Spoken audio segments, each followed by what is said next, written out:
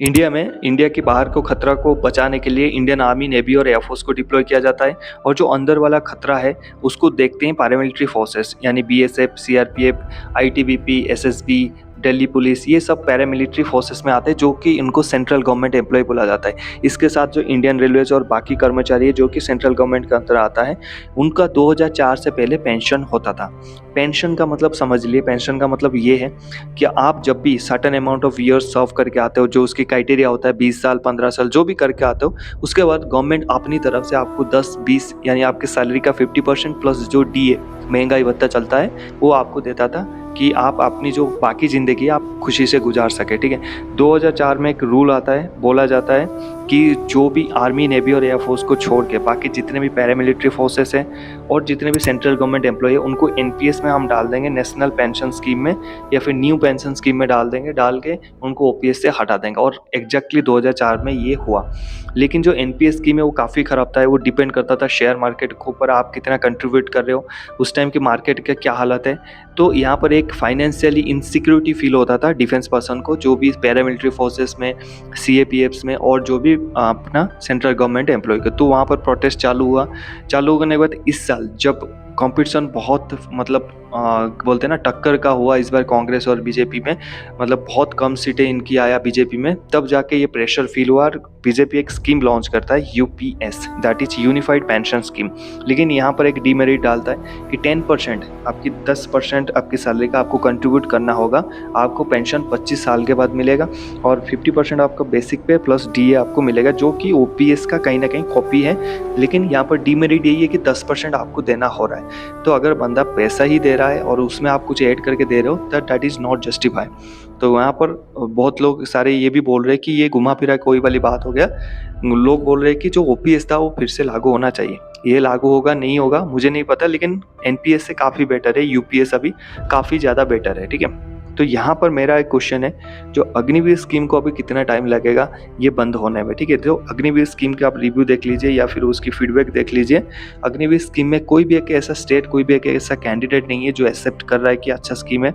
आप मेरे चैनल पे 1000 कमेंट्स है, उनकी पेरेंट्स की भी कमेंट है, सब 4 साल के बाद, 2 साल के बाद, 3 साल के बाद छोड़ना चाहते हैं। तो मैं यहाँ पर एक चीज़ पूछना चाहूँगा, यहाँ पर हमें 20 साल लग गए। 2004 में शुरू हुआ था ये जो ओपीएस बंद होकर एनपीएस शुरू हुआ था और 2024 में ये बंद हो गया, मतलब 20 साल की प्रोटेस्ट था। यहाँ पर मैंने इसलिए लिखा है ये 20 years of protest NPS to UPS.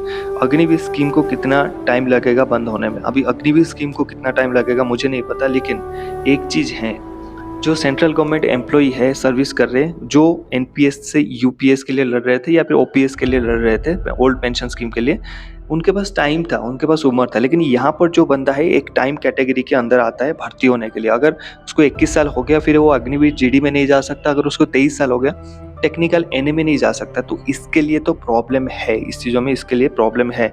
इसको जल्द से जल्द बंद करना पड़ेगा। अगर इसमें 20 साल लग जाएंगे, जो जैसे मान लीजिए मैं एक अग्निवीर कैंडिडेट हूँ, मेरे को 20 साल की उम्र है, मैं मतलब ये करके बैठा हूँ कि गवर्नमेंट इसको बंद कर देगा। गवर्नमेंट ने बंद नहीं किया, 20 साल के बाद बंद किया। 20 साल के बाद तो मैं बूढ़ा हो जाऊँगा और 20 साल के बाद मेरा उम्र 40 हो जाएगा, मैं किसी की एलिजिबल नहीं रहूँगा, चाहे मैं कितना भी प्रोटेस्ट कर लूँ।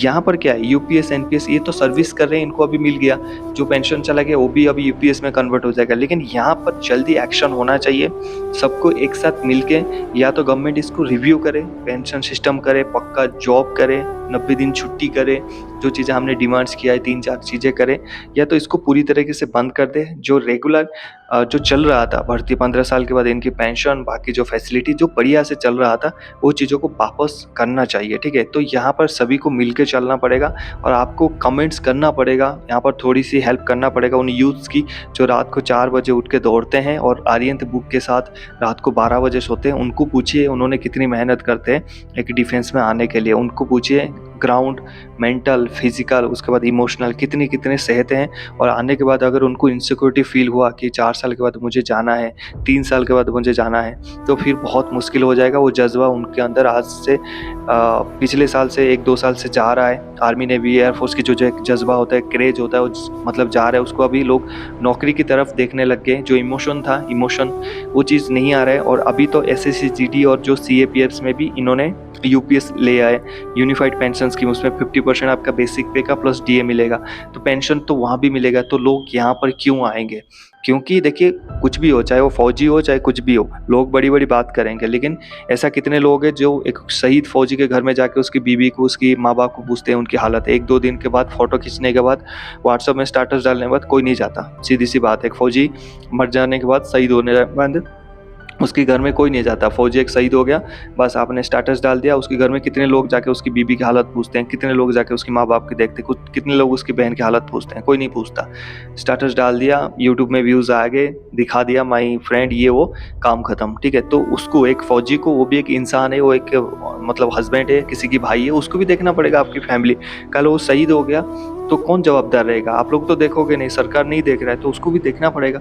तो वहाँ पर अगर उसको बेटर लग रहा है एसएससी जीडी या फिर सीएपीएफ्स, तो वहाँ पर वो जाएगा। अगर वो वहाँ पर जाएगा तो आर्मी नेवी या फिर जो फ्रंट लाइन में जाके लड़ेगा, आगे जाके जिस दिन लड़ाई लगेगा, लड़ाई तो कभी भी लग सकता है, लगेगा, ठीक है? इसलिए तो रखा गया है। तो उस टाइम कौन जाके लड़ेगा और किस मनोबल के साथ, किस माइंडसेट के साथ लड़ेंगे? अगर ऐसे वीक माइंडसेट के साथ लड़ेंगे तो बहुत मुश्किल है।